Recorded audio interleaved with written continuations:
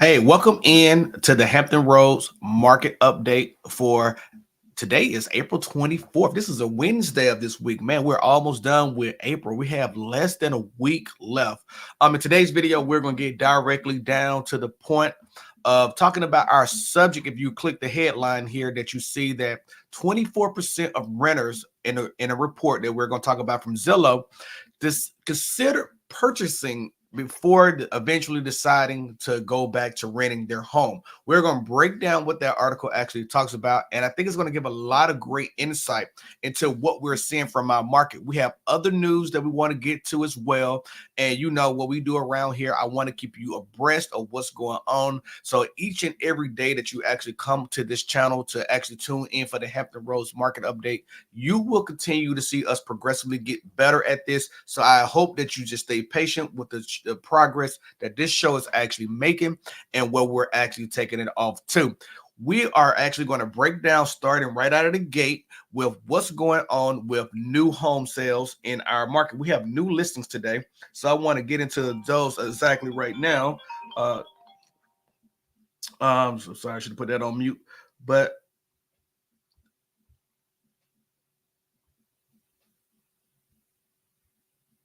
sorry about this. Give me 1 second. I have to take this.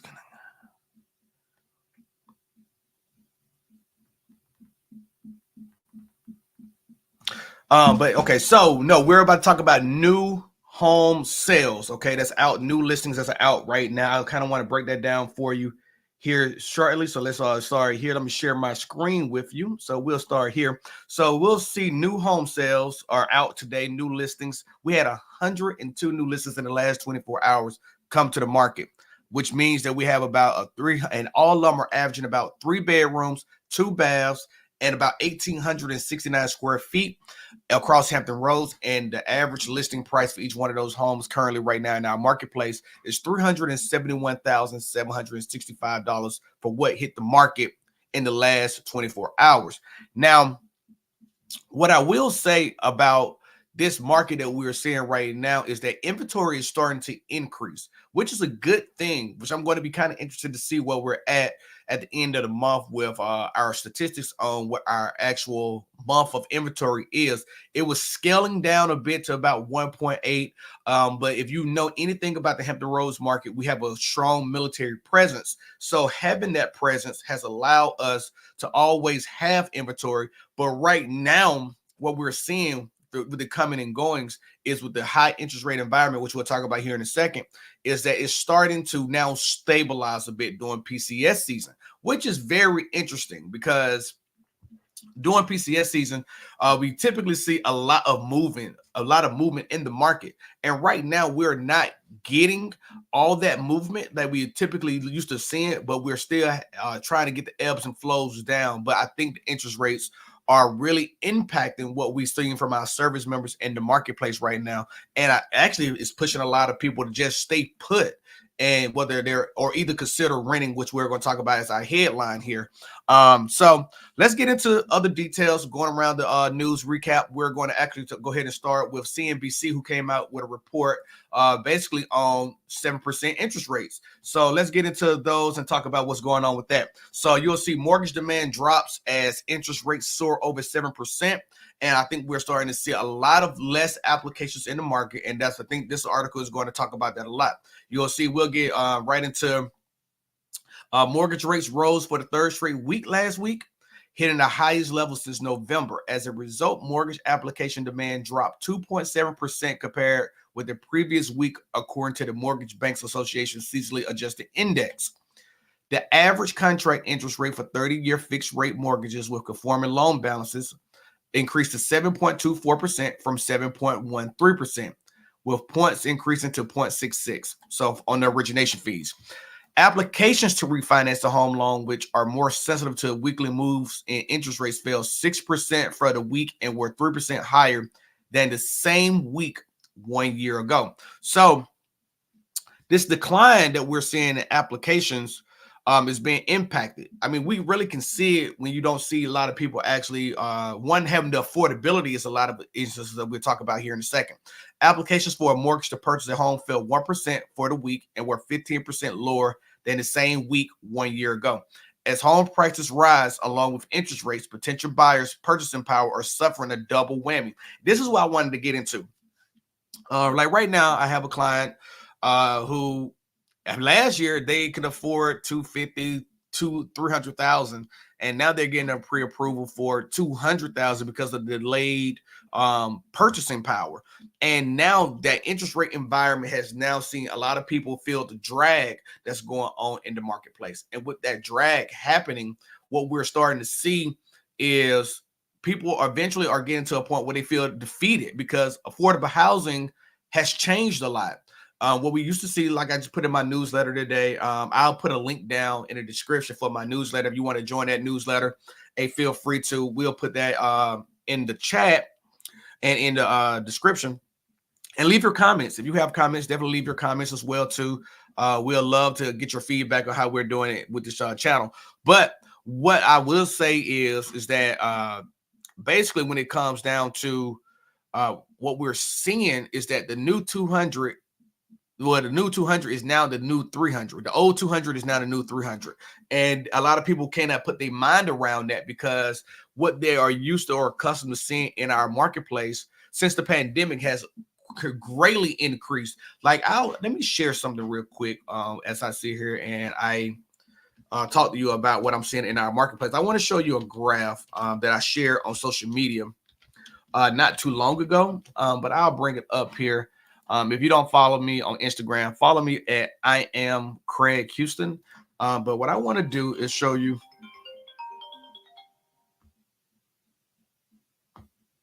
what I have right here. Let's see. It would be here we go. All right, so here we go. I got it up. So let me change to this. This graph right here is from St. Louis Fred, and it shows all transactions for home prices in Virginia Beach. Okay, so you'll see here that basically we have been on a straight increase in Virginia Beach. We had the one steady decline in 2008 to 2010, which is expected. That typically has happened around the world. But I want to show here where we had like this lagging indicator here, where we basically sat in the law of the market for quite a while. Like you see this here, we just sat here, but then once the pandemic unleashed what we had started seeing in our marketplace, you just seen us come out of here in a straight path up.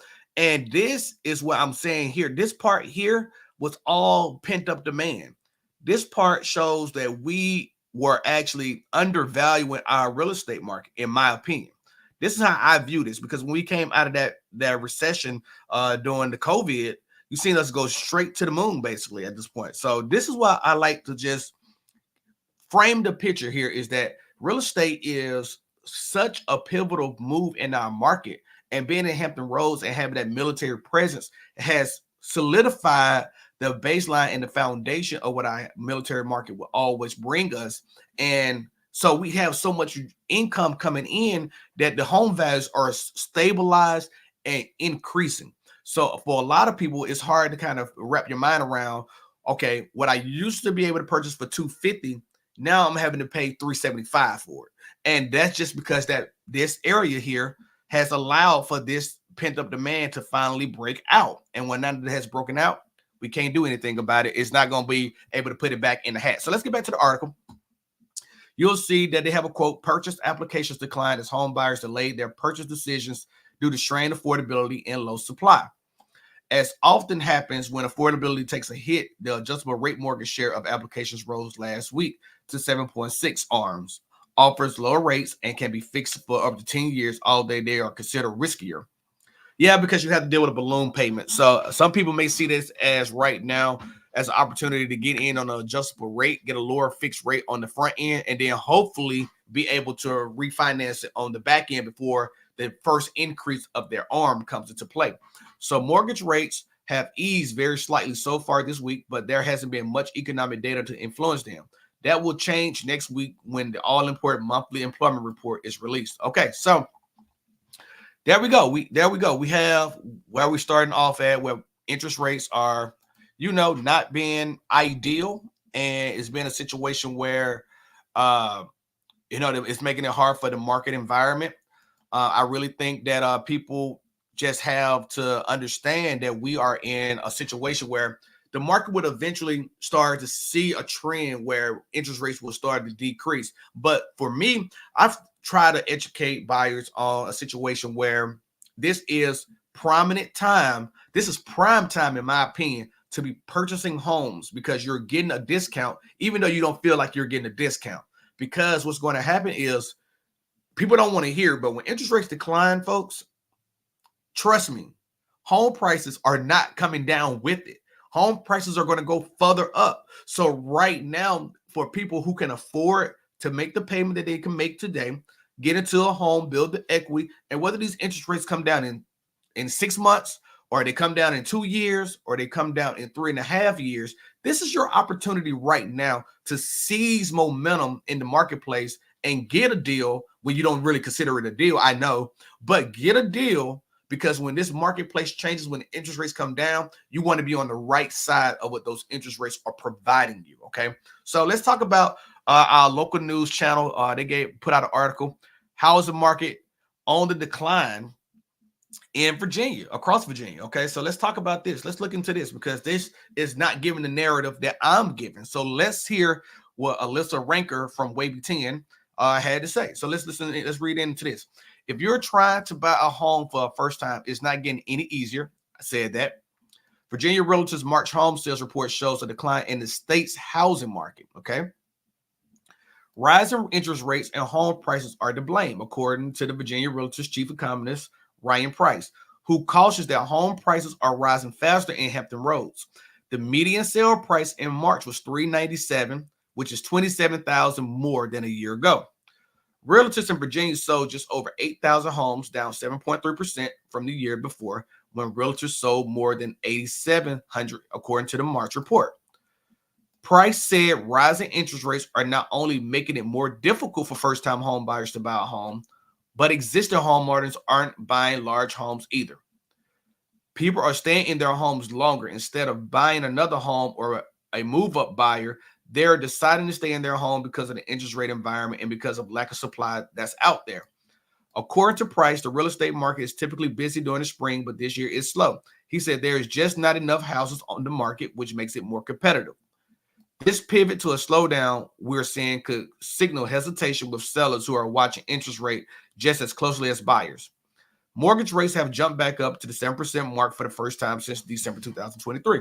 Okay, so what I'm going to do, because we basically talked about this ahead of time, but what I want to do is actually see how much inventory we actually have in the MLS, in our local MLS right now. I'm gonna share this with you in 1 second. But I want to take out all the homes that's under contract. So let's see. Okay, so here we go. We have, I'm gonna show this with you. I'll share this with you. Give me 1 second. You'll see we have about 2,700 homes on the marketplace right now that are up for sale, that has no contract on it, that has been accepted. Okay, so but let's look at the data on that, right? So let's look at the averages on that.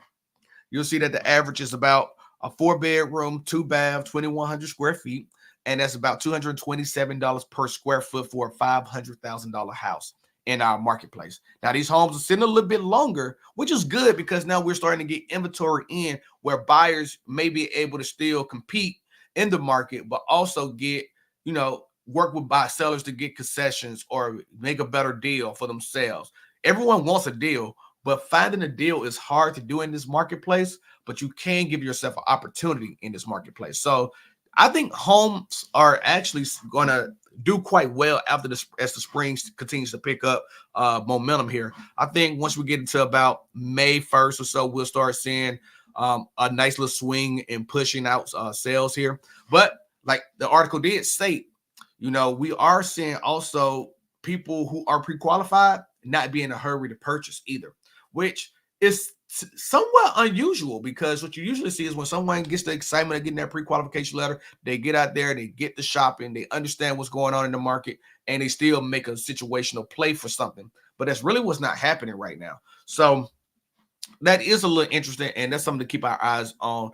But the median sales price has increased. I don't like median sale price, and the reason why is because it doesn't it doesn't depict the story for me. Like, I really like to work on averages because that's really what you're going to be working with in this market. You're going to be working against the averages. You're going to be, dealing with reasonable comps for the home that you're trying to go against. Making sure you're not overpaying, you're not overspending in certain ways. A lot of that stuff takes in insight and things that we have to consider. So that's just what it is. Okay, so let's go over to our next article talking about inventory across the U.S. Let's get into that. So we have talking about housing experts say there's just not enough homes in the U.S. So you'll see, finding an affordable place to live in the U.S. can feel pretty impossible, whether you're a renter or a buyer. To begin with, there's a massive shortage of homes, somewhere between 4 and 7 million. And those who are able to find homes are spending a much bigger chunk of their paycheck than in recent years. Natalie French was renting an apartment with a roommate in Albuquerque, New Mexico, when they received a notice that their rent was going up by more than $200 a month. With the added pet fees, they were put out of their price range. French and her roommate ultimately decided to move out and part ways. And for French, that meant leaving Albuquerque altogether to go back home to live with her mother. I would love to be able to afford a place on my own, but with my salary, that is not feasible. It's a difficult situation, not just for renters, but also for prospective buyers. Ellen Lamont lives in Denver, Colorado with her partner. They put down offers on more than 20 homes because they kept losing out to other buyers before finally closing on one. This idea of having your dream home is not realistic. Even at my age, it's just, where can I live? Where can I get a place? All things considered, host Mary Louise Kelly spoke with Alex Horowitz, the director of Pew's Housing Policy Initiative, to help understand why affordable housing feels like a pipe dream and what can be done about it. She began by asking about the shortage of the 4 to 7 million homes in the U.S. and whether that was a shortage of all homes or affordable ones. So this is from the interview. Okay, so comment where you're from when you're watching this, because I want to know where you're from, and this kind of helps to tell us the story about what's going on around the marketplace. So we're short on all homes, Alex said, full stop. There just aren't enough of them. And that means that existing homes are getting bid up because we see high-income households competing with low-income households for the same residency, since just not enough are getting built. And what's driving this? Kelly asks. So restrictive zoning is the primary culprit. It's made it hard to build homes in areas where there are jobs. And so that has created an immense housing shortage, and each home is getting bid up, whether it's a rental or whether it's a home to buy. I want to ask if there are any cities getting this right. Can you give me an example of one that has looked at its zoning laws and said, we could actually make this more affordable if we change things?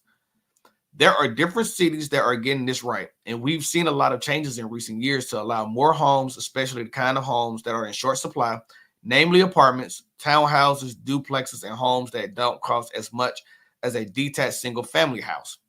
Minneapolis is a great example. Minneapolis updated their zoning to make it much easier to build apartments near commerce and near transit, in part by eliminating parking minimums and also by making permitting easy. And it worked. They're producing housing at triple the rate of the U.S. and the rest of Minnesota.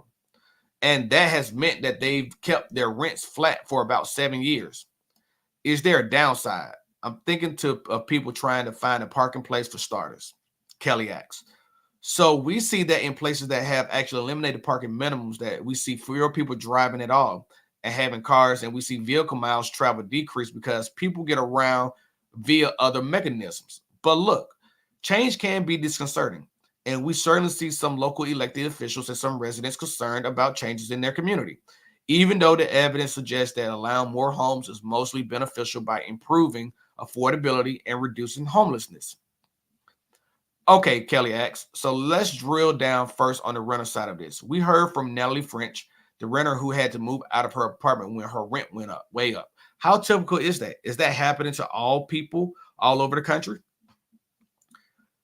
That is happening, and rents have been rising rapidly up, Horowitz said, up about 30% in the U.S. since 2017.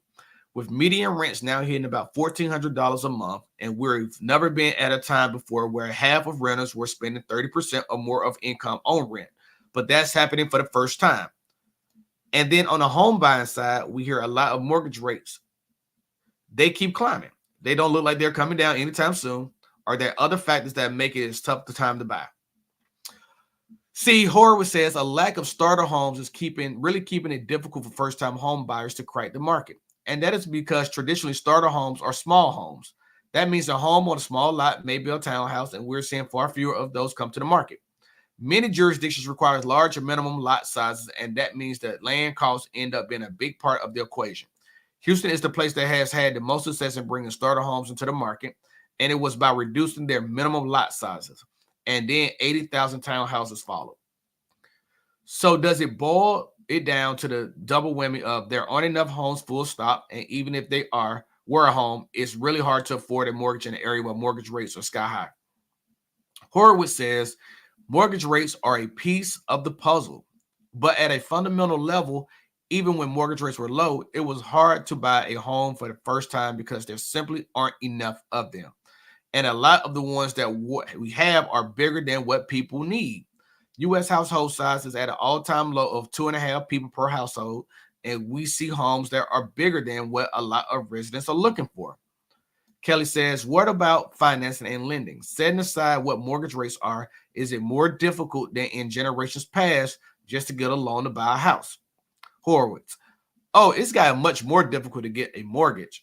The availability of mortgage credit tightened dramatically during the Great Recession, and it never bounced back. So far, someone who gets a mortgage today, they are likely to have a higher credit score than someone who's gotten a mortgage in the past.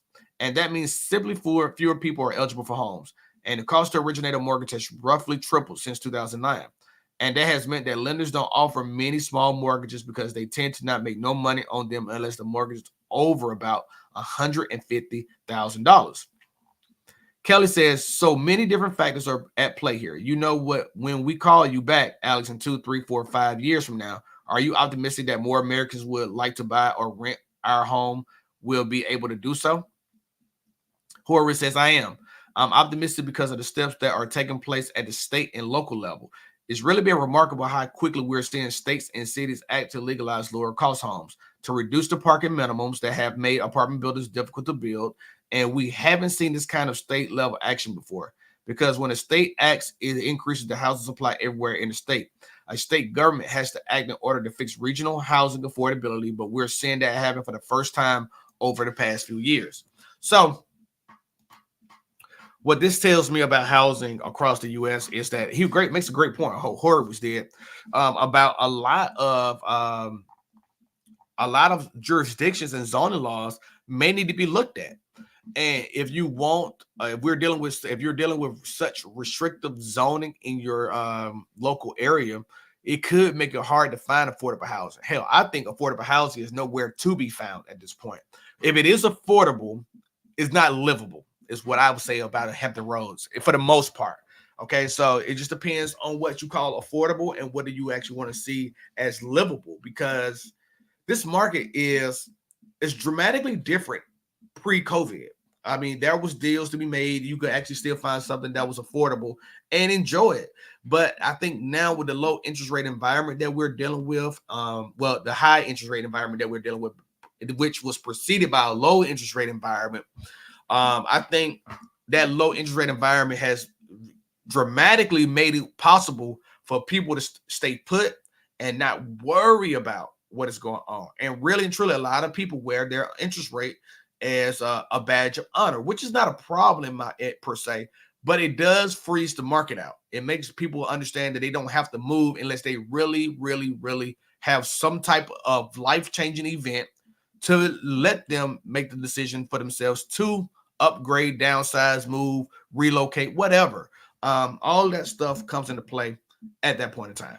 So comment below. Let me know what you think about that article from NPR and what they think of what Alex Horowitz had to say about basically zoning laws probably need to be changed. Affordable housing is probably not going to be around for a while. And that, once the interest rate environment does get better, we're going to see an uptick in mortgage applications and sales. Let me take a sip of coffee. Okay, so now here where we are now, we're at our what I want to talk to you about, which is the headline of our channel today. is what we've seen with renters lately. Kind of, it's kind of a weird situation, and I want to talk about it because I think before I get into it, I was at an open house yesterday.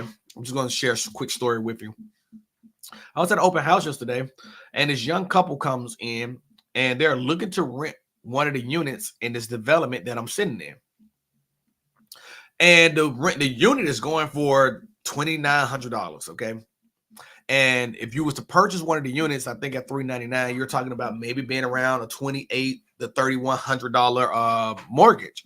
And I just really point out to the young couple, I'm like, look, hey, renting is great if you want to rent a unit like this. But if you're paying $2,900 and you can afford to pay $2,900 in rent, you may want to consider a mortgage. And they was like, yeah, but our urgency is a little bit more urgent than usual. And I'm like, okay, got it. Understand. I just want to point out that you may not be doing yourself the best service in renting a home. But if you're not prepared, also, there's two sides to the situation. I'll get into the other side here in a second. But let me just continue down this path. If you are getting a $2,900 rental and and it's basically essentially the same as the mortgage, you might as well have the mortgage because now it's your equity. You're not paying a landlord. You do what you want with your house. No one can determine what the things that you can and what you can't do.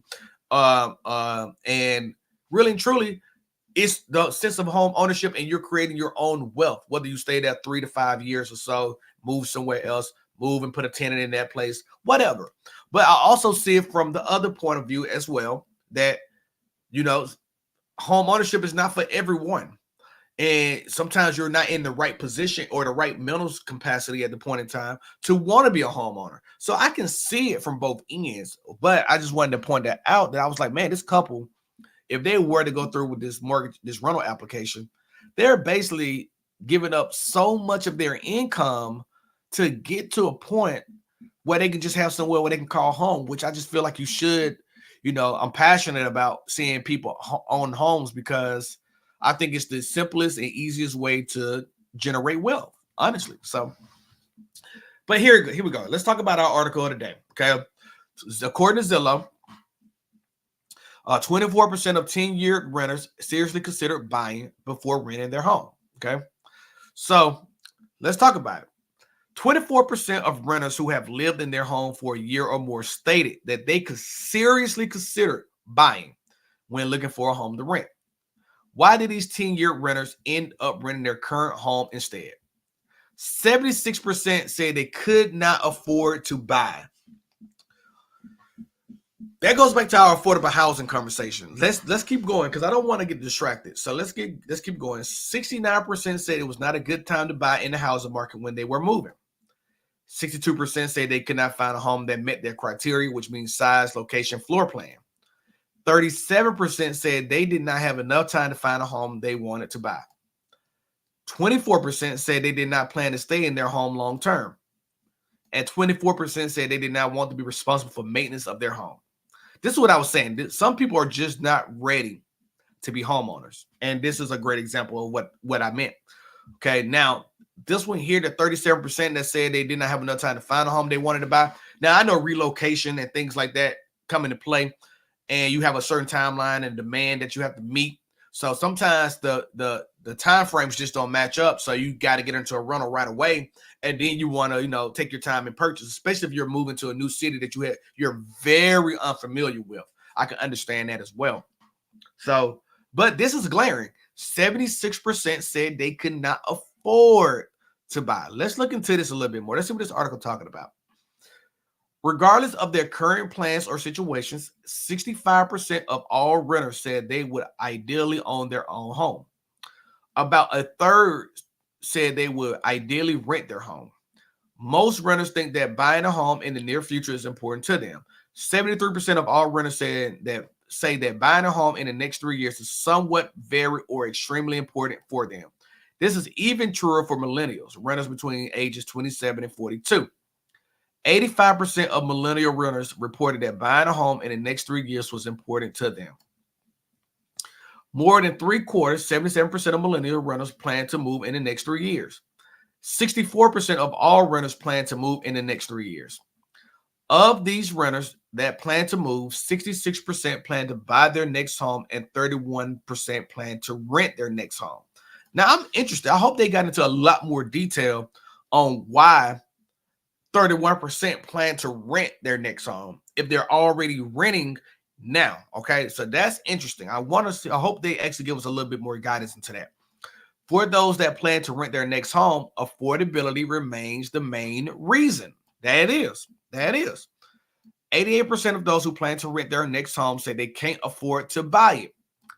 This is, I wonder what this doesn't give enough information for me, because when I think about when people say they can't afford to buy it, well, if you're renting now and you say in the next 3 years you're planning on, renting anyway, what is changing with your income? Because income, so if you're not getting a raise every 6 to a year or so to increase your value, that your company's not valuing you, maybe it's time to relocate into another field, another company. I know job satisfaction is always at the high of my book, but I also think about, like, if they're not valuing your worth, you have to think about valuing your worth a lot more than someone else who tell it. I just can't see 3 years from now, if you're preparing to purchase a home, that you can't afford to buy it. So I think some things have to change from a budget standpoint with some of these 88%. Okay, 68% do not think it's a good time to buy in the housing market. I can see that, and the reason why I can see this is because of interest rates. A lot of people talk to their friends, cousins, sister, mother, daughter, in certain cases, sons, that they see they got interest rates in the 2s and the 3s, and they think when they hear 7-8% interest rates that they can't afford that, and that it's not a good time to buy. I have a counter argument to that I do think that any time to buy real estate that you can afford is always a great time to buy, because it's the only piece of an investment that you can actually put the least amount of money in to control the asset. Okay, so, but I'm not gonna get on that high horse today. 53% do not want to be responsible for maintenance of their next home. That goes back to what I was talking about. Some people are just not built for home ownership right now, and that's okay, because eventually that will change over time. And 39% do not plan to stay in their next home long term, which is great. I understand now completely. When considering the affordability of buying and owning a home, renters have to access multiple financial aspects. Looking at some of these, among renters who reported they can't afford to buy their next home, 89% can't afford the down payment. 89% can't afford the down payment. Well, man, that is crazy. I don't even know if we're set up over here. Let's see if we are, because I want to show you. I want to break that down for you. Let's look at this in a little detail here. Let me move this out of the way. See if I can bring this up on the iPad. Let's see here. It would be great if I could show it to you. Let's see. Nope, it's not there. Okay. Anyway, so we're back. I was going to show you basically, 3.5% is basically FHA. And then basically you have 5% for conventional that you need. There's some use cases where you don't need as much. And then there is the opportunity to actually purchase with, if you have a VA loan, you don't have to have no down payment. It's not saying that you can't have one, but if you're a veteran, you don't have to put a down payment to secure the loan as well too. Now, there are programs, usually state by state, and they vary, for down payment assistance as well too, where you don't necessarily have to have the down payment, but if you have the right credit score, that you could get down payment assistance essentially for purchasing the home. Okay. Now, 68% can't afford the monthly mortgage payments, and 65% can't afford maintenance of owning a home. Understand that.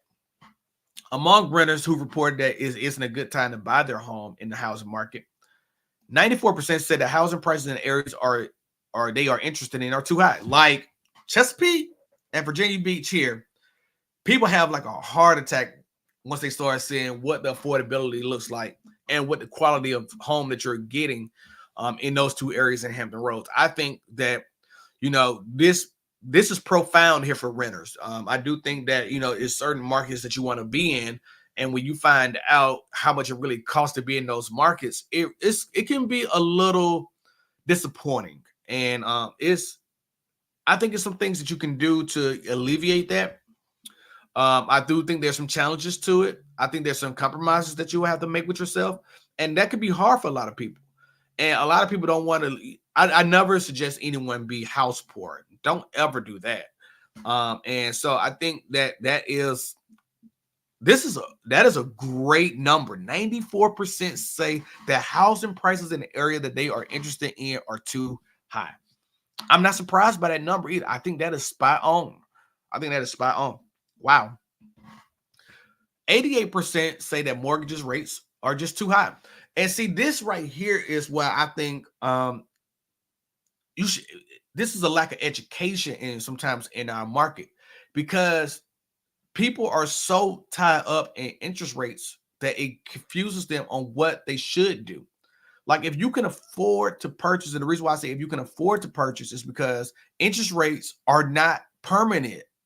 They're only permanent if you don't get a fixed rate, which you can have an adjustable rate mortgage, which I don't like though. I don't like the product. There's a good use case for the product, but it's not the first thing that comes to mind for me when it comes to the product. I don't like the product per se, but I'm not saying that there's not a best use case for the product either.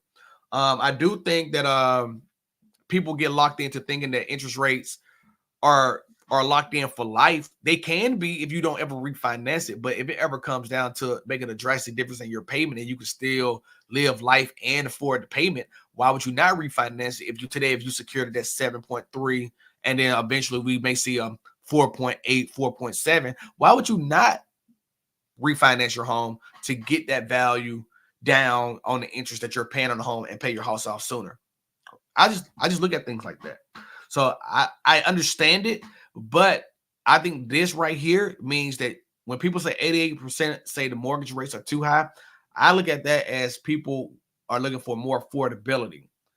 And controlling the asset, to me, is more important, because you can always upgrade home later, or you can always downsize home later, or you can always put a tenant in that home, have it as a rental, and move into another property. I see so many ways to generate wealth that interest rates should not be a factor for why renters are saying that mortgage rates are too high, is the impacting them from actually purchasing. I just think that we have to change our mindset and realize that we're not going to see the 2 to 3% interest rates anytime soon.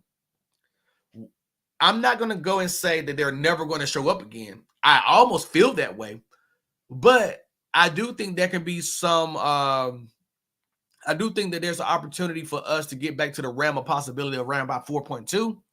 And I think that's going to be like 3, maybe 4 years from now. I don't think it's right away, but it's getting down to the 5s like we were before, early at the beginning of the year. Getting back to the 5s is the first step. Getting to 5.5s is the second step. Then eventually seeing that we can crack back down below 5.0 gives us a good start. I don't think we're going to be there right away, but I don't also understand why renters will say that mortgage rates are too high when you don't own the asset. You're paying somebody else's asset off for them, giving away your hard-earned money and giving your hard-earned money away, and you have nothing to show for it at the end of 12 months.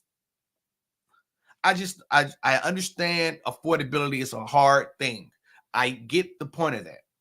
But I also don't want to see people not generating wealth, building the asset portfolio that they should be, and living and owning a piece of the, I'm not going to call it the American dream, your dream, setting the standard for yourself.